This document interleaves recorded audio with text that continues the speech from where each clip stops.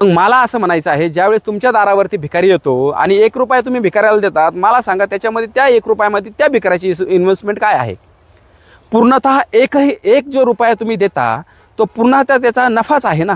आणि मग मला सांगा, जर या ठिकाणी मी 5 रुपये खर्च करून जर मला 3 रुपये भेटत असेल तर माझा 2 रुपये नुकसान आहे, फायदा तर नाही. मग शेतकऱ्यापेक्षा भिकारी जर आनंदी असेल तर मग या देशाला कृषीप्रधान देश असं का म्हणायचं?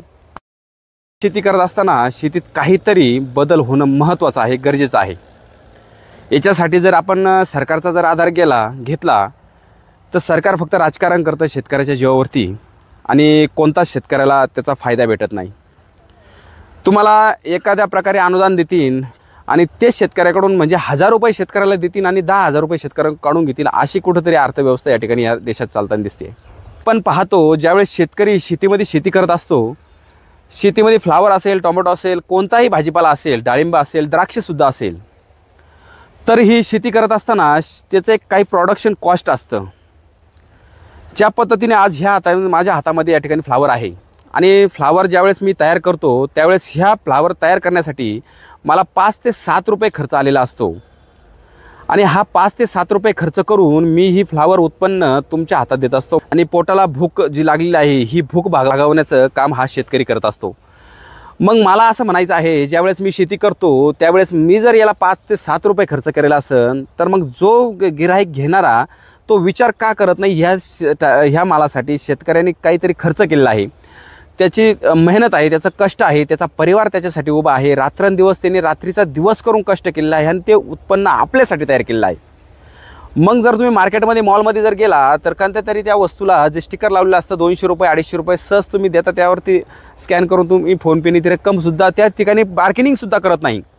आणि मग मला असा प्रश्न पडतोय, मी ज्यावेळेस काल फ्लावर विकण्यासाठी शेतीत मार्केटमध्ये गेलो, शहरामध्ये गेलो, फ्लावर विकताना मी बघितलं फ्लावर घेणारा शेतकरी नसतो, भाजीपाला घेणारा शेतकऱ्याकडे भाजीपाला असतो. ज्यांना शेती नाही अशी लोक नोकरदार वर्ग असेल आणि त्या ठिकाणी जर मी 10 रुपये किलो घेतली, जर त्या ठिकाणी त्या महिलेला 70,000 रुपये पेमेंट आहे, तिचा नवरा डॉक्टर आहे, इंजिनियर आहे, तो लाखो रुपये कमवतो. आणि मग जर ह्या गरिबांनी जर 10 रुपये किलो फ्लावर जर सांगितली तर का तिनं अपेक्षा करावं 5 रुपये किलोनी फ्लावर दिली पाहिजे? मला अक्षरशः शेतकरी एवढा गरीब असताना मला त्या बाईची त्या महिलेची क्यू आली. एवढा पैसा भरमसाठ तिच्याकडे पडलेला आहे, दोघं नवरा बायको कमवत आहे आणि आम्ही दोघं नवरा बायको रात्रीचा दिवस करून कष्ट करून रात्रीचं मेहनत करून, रात्रीची लाईट आहे, दिवसा लाईट आहे, पाणी या ठिकाणी भरतो, वाघ त्या ठिकाणी आहे, एवढे सारे कष्ट घेतो, जीवावर खेळतो आम्ही आणि हे उत्पन्न तयार करतो. मग मला फक्त या नवीन वर्षासाठी एवढंच म्हणायचं आहे का जर मी 5 रुपये खर्च केला असेल ही फ्लावर पिकवण्यासाठी तर मला फक्त 2 रुपये द्या. आणि जर तुमची ऐपतच नसन 2 रुपये जर जास्त देण्याची तर मी केलेला 5 रुपये खर्च मला द्या. जर शेती जर मी तुमच्यासाठी करत असेल तर मी जर कर्जबाजारी जर झालो तर माझी पुढची पिढी म्हणन बाप कष्ट करत होता, रात्रंदिवस शेतीत कष्ट करत होता आणि तो कर्जबाजारी झाला आणि मेला. माझी पुढची पिढी कष्ट करणार नाही, शेती करणार नाही. मग मला सांगा, तुम्ही जर डॉक्टर होऊन जर डॉक्टरची डॉक्टर मुलं होत असन, इंजिनियरची इंजिनियर होत असन, जर एखाद्या अधिकाऱ्याची मुलं जर अधिकारी होत असेल, आम्हाला आनंद आहे, होऊ द्या, तुमची मुलं तुमच्या पदावरती पुढे जाऊ द्या. आम्ही आमचे मुलं शेतकरी बनवतो, हायटेक शेतकरी बनवतो. तुम्हाला किती सुंदर स्वच्छ आणि केमिकल रहित भाजीपाला तुम्हाला देण्याचा आमचा मुलगा, आमची पुढची पिढी प्रयत्न करेल. पण जर आम्ही जगलो तर आज जर तुम्ही जर अशीच वागणूक जर सरकारकडनं भेटत असेल आणि जनतेकडनं जर भेटत असेल तर जर आम्ही जर संपलो तर आमची पुढची पिढी शेती करणार नाही आणि मग तुम्ही खाल काय? मला असं म्हणायचं आहे, ज्यावेळेस तुम्ही 31 डिसेंबर असेल, जर कालचा दिवस बघितला, खूप सारे उलाढाल लोकांना 31 डिसेंबर म्हणजे कदाचित पृथ्वीचा विनाश होणार आहे की काय उद्या, अशा पद्धतीने एन्जॉय चालू आहे 4 दिवसापासून आणि कोणताही प्रकारचा 1ही रुपयाचा विचार न करता हे लोक फिरताय, आईश मौज मजा करताय. आमच्या शेतकऱ्याला नाही 31 डिसेंबर, आमच्या डोक्यात एवढंच आहे 31 डिसेंबर मागच्या वर्षी झालेलं कर्ज हे तरी पुढच्या वर्षी फिटावं, हीच आमची 2025 मध्ये अपेक्षा आहे. आम्हाला नाही अपेक्षा काय कुठं फिरायला जावं, कुठं देश सोडून जावं, विमानाने जावं का कुठं जावं, कुठंच अपेक्षा नाही.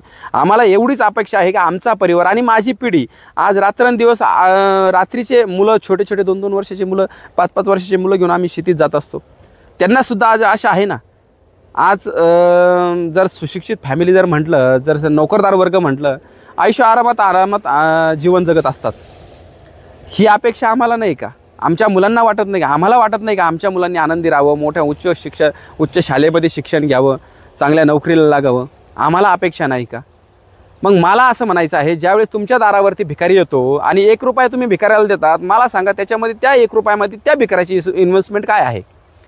पूर्णतः एक जो रुपया तुम्ही देता तो पुन्हा त्याचा नफाच आहे ना. आणि मग मला सांगा, जर या ठिकाणी मी 5 रुपये खर्च करून जर मला 3 रुपये भेटत असेल तर माझा 2 रुपये नुकसान आहे, फायदा तर नाही. मग शेतकऱ्यापेक्षा भिकारी जर आनंदी असेल तर मग या देशाला कृषीप्रधान देश असं का म्हणायचं? आणि का लोकांनी शेतकरी राजा आहे, शेतकरीशिवाय या देशाला पर्याय नाही असं का म्हणावं? राजकारणी जे राजकीय पोळी भाजून घेतात, त्यांची भाषणं होतात, इलेक्शनच्या काळात जर शेतकरी आठवतो आणि 4 वर्ष शेतकरी पूर्णतः मेला जातो, त्याच्यासाठी वेगवेगळ्या नवनवीन स्कीमा येतात इलेक्शनच्या तोंडावरती आणि ते शेतकरी भारावून जातो. पुन्हा तुम्हाला त्यांना निवडून देतात. म्हणजे इलेक्शनच्या काळामध्ये तुम्ही ज्या ठिकाणी 10,000 कोटी 5,000 कोटी शेतकऱ्याला खर्च केलेला असतो त्याच्या 5 पट तुम्ही 5 वर्षामध्ये उभे करून घेता असतात पुन्हा. म्हणजे शेतकऱ्याचं खेळणं केलं आहे का तुम्ही? फक्त मला हा बदल पाहिजे. तुम्ही ह्या 2025मध्ये हे शेतकऱ्याला सुखी होऊ द्या, शेतकऱ्याच्या परिवाराला सुखी होऊ द्या. छोटे छोटे लेकरं आहे, त्यांची काय अपेक्षा आहे? बायको रात्रीचा दिवस करते, नवरा शेती करतोय, तिला काहीतरी कुठंतरी सोन्या नाण्याची अपेक्षा असेल ना. जर 2 ठिकाणी कार्यक्रमामध्ये जाते, काहीतरी कुणाचं काहीतरी पाहते, तिनं काहीतरी अपेक्षा केलेल्याच असतील ना आमच्याकडनं. मग आम्हाला तिची अपेक्षा पूर्ण करायची नाही का? आम्ही फक्त देशाच्या समाजाचीच अपेक्षा पूर्ण करायची का? आम्हाला परिवार नाही का? ह्या गोष्टीसाठी मला एक हात जोडून विनंती आहे की शेती हिताचे निर्णय सरकार घेणार नाही. एक अंदाज आला सरकारने फोडाफोडीचं राजकारण करायचं. शेतकऱ्याचा बळ जातोय, सर्वसाधारण माणसाचा बळी जातोय. त्यांना काही घेणं पडलं नाही, त्याच्या खुर्चीचं पडलं आहे. पण मला आज हा व्हिडिओ बनवायचा, हा जनतेसाठी बनवायचा आहे. जनतेने आता सहकार्य करणं गरजेचं आहे ह्या शेतकरी वर्गाला. का तो बिचारा, ती जी भाजी आपण खातोय, जी का त्यांनी त्याच्यासाठी कष्ट केलेले ना. अहो, ही जी फ्लावर तुम्हाला द्यायची आहे याच्यातून रिजेक्ट झालेला माल मी माझ्या घरी जातून भाजी असते, तुम्हाला माहिती आहे कल्पना. जो सुंदर माल जो आहे, चांगला माल आहे, एक्सपोर्ट करतो आम्ही, विकतो. शेतकरी कोणती भाजी खातो? अपेक्षा नाही करीत. आज ही सुंदर माल मार्केटला विकायचा, कुठंतरी थोडाफार डॅमेज झाला असेल तर हा माल घरी घेऊन जायचा, त्याची भाजी करायची. आणि हे दिवस जर असेल तर शेतकरी पुढे जाणार कसा? शेतकऱ्याची पुढची पिढी तयार होणार कशी? जर पुढची पिढी जर झाली नाही तर खाणार काय? त्याच्यामुळं शेतकऱ्याकडे लक्ष द्या. तुमचं आयुष्य जगा, पण एक शेतकरी एक जगतोय, आपल्या जीवावर आहे याचं लक्ष राहू द्या. तर ही कळकळ मी आज तुमच्यापुढे मांडली. जर वाटलं असेल हे काहीतरी बोलतोय, तळमळीनं बोलतोय, जर वाटत असेल तर नक्कीच एखादा लाईक करा आणि फॉरवर्ड करा. ज्यांना काळजी आहे त्यांच्यापर्यंत जर हा व्हिडिओ गेला तर नक्कीच आम्हा सर्व शेतकऱ्यांना आनंद होईल. नमस्कार.